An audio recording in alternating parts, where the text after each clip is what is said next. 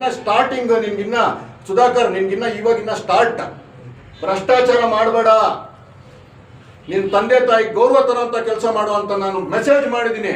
ಮತ್ತೆ ಹಳೇ ಸುಧಾಕರ್ರೇ ನಾನು, ನನ್ನ ಹುಟ್ಟು ಗುಣ ಸುಟ್ಟರೂ ಹೋಗೋದಿಲ್ಲ ಅಂತ ಪ್ರೂವ್ ಮಾಡ್ಕೊಂಡ್ರು.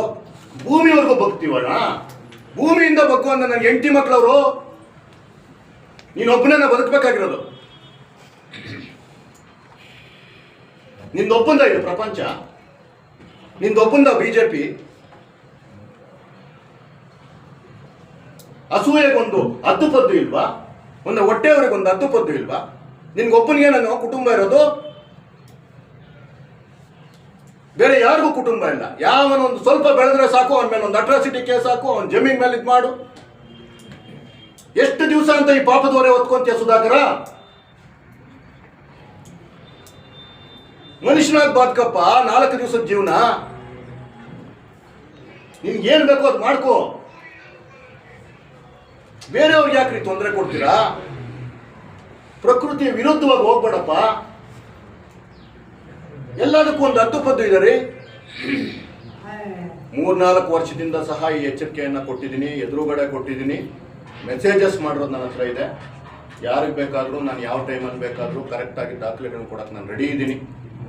ನೀನು ಮಾಡಿರೋ ಅನಾಚಾರ, ಕೋವಿಡ್ ಟೈಮ್ನಲ್ಲಿ ಜನ ಸತ್ತೋಗ್ತಾ ಇರೋಂಥ ಟೈಮಲ್ಲಿ ನೀನು ಹೊಡೆದಿರೋ ಭ್ರಷ್ಟಾಚಾರ, ನೀನು ಮಾಡಿರೋ ಅಂತಹ 100 ಕೋಟಿಗಳ ಟ್ರಾನ್ಸಾಕ್ಷನ್, ವೈಟಲ್ ಟ್ರಾನ್ಸಾಕ್ಷನ್ ಮಾಡಿದ್ಯಾ, ಬ್ಯಾಂಕಲ್ಲಿ ಟ್ರಾನ್ಸಾಕ್ಷನ್ ಮಾಡಿದ್ಯಾ. ನಿನಗೆ ಹೇಳಿದ್ದೀನಿ ಇದನ್ನ. ಮೈಕ್ರೋ ಫೈನಾನ್ಸ್, ಚೆನ್ನೈನ ಮೈಕ್ರೋ ಫೈನಾನ್ಸ್ ನೀನು ಕೊಟ್ಟಿದ್ಯಾ. ನೀನು ಇಲ್ಲ ಅಂತ ಹೇಳು, ನೀನು ಬಿಡು. ನಿನ್ನ ಇಲ್ಲ ಅಂತ ಹೇಳಿದ್ರು ಅಷ್ಟೇ, ಇದೆ ಅಂತ ಹೇಳಿದ್ರು ಅಷ್ಟೇ. ನಿನ್ನ ವಿರುದ್ಧ ಸ್ಟಾರ್ಟ್ ಆಯ್ತು, ನಿನ್ನ ಗ್ರಾಚಾರ ಮುಗೀತು. ನಿಂದು ಇನ್ನೊಂದು ಅಧ್ಯಾಯ ಸ್ಟಾರ್ಟ್ ಆಯ್ತು. ನಾನು ನೋಡೇ ಬಿಡೋಣ. ಅದು ಬಿಟ್ಟು ನನ್ನ ಪಕ್ಷ ಸಪ್ರೇಟ್, ನಾನು ನೋಡೋಣ. ಕ್ಲಾರಿಟಿ ಇದೆ ನನ್ನ ಜೀವನದಲ್ಲಿ. ತುಂಬ ತೃಪ್ತಿಯಾದ ಜೀವನನ ಇದುವರೆಗೂ ನಾನು ಮಾಡಿದ್ದೀನಿ. ಏನೂ ಇಲ್ದಿರ ಬಂದು ತೃಪ್ತಿಯಾದ ಒಂದು ಜೀವನ ಕಟ್ಕೊಂಡಿದ್ದೀನಿ. ನನ್ನ ಕೈಲಾದಷ್ಟು ನಾನು ಜನಗಳಿಗೆ ನಾನು ಮನಸ್ಫೂರ್ತಿಯಾಗಿ ನನ್ನ ಯೋಗ್ಯತೆಗೆ ಅನುಸಾರ ಮಾಡಿದ್ದೀನಿ. ನನ್ನ ಮೇಲೆ ಜನಗಳಿಗೆ ಪ್ರೀತಿ ಇದೆ, ನನ್ನ ಮೇಲೆ ಜನಗಳಿಗೆ ವಿಶ್ವಾಸ ಇದೆ.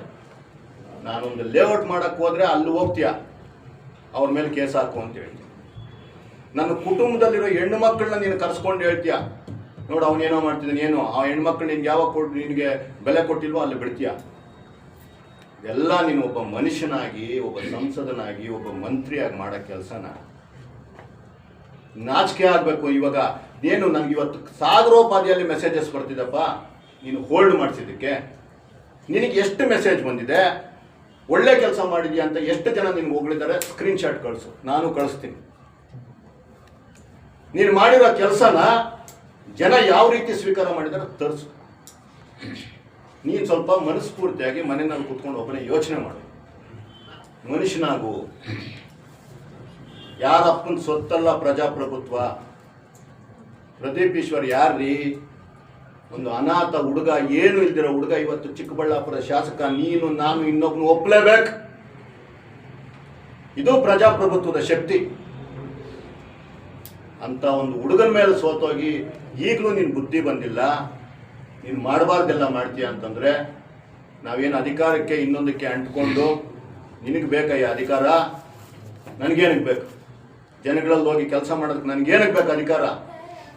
ನನ್ನ ಕಷ್ಟದ ದುಡ್ಡನ್ನು ನನಗೆ ₹1 ಇದ್ದರೆ ₹1, ಕೋಟಿ ರೂಪಾಯಿ ಇದ್ದರೆ ಕೋಟಿ ರೂಪಾಯಿ ನನ್ನ ಜನಗಳಿಗೆ ನಾನು ಖರ್ಚು ಮಾಡ್ಕೊತೀನಿ. ನೀನು ಯಾವನ ಕೇಳೋಕ್ಕೆ? ನಿನ್ನ ಹಂಗಲ್ಲಿದ್ದೀವ?